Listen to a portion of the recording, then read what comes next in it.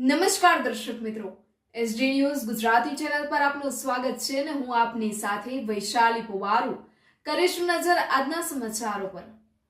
આજ રોજ જન્માષ્ટમીના પાવન પર્વે સૌરાષ્ટ્રથી લઈને સમગ્ર ગુજરાતભરમાં ભાવિ ભક્તોએ સોમનાથ, માધવપુર, દ્વારકા સહિત પવિત્ર ધામોમાં હર્ષોલ્લાસથી દર્શનનો લાભ લીધો। સવારે મંદિરોમાં મંગલ આરતીથી લઈને સાંજે ઠાકોરજીના જન્મોત્સવ સુધી ભક્તિભાવનો માહોલ છવાયેલો રહ્યો।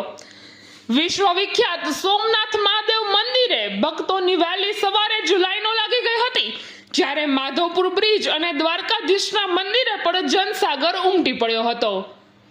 જૂનાગઢના ભવનાથ ખાતે પણ ભાવિ ભક્તોની ભીડ જોવા મળી।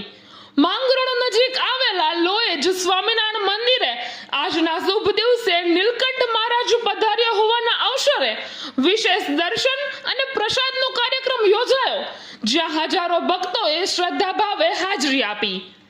એકંદરે આજે સમગ્ર રાજ્યમાં જન્માષ્ટમીની ઉજવણી ઉત્સાહ, શ્રદ્ધા અને આનંદથી ભરપૂર રહી, જ્યાં ભક્તિનો રંગ અને ભીડનો જંગ એક સાથે જોવા મળ્યો।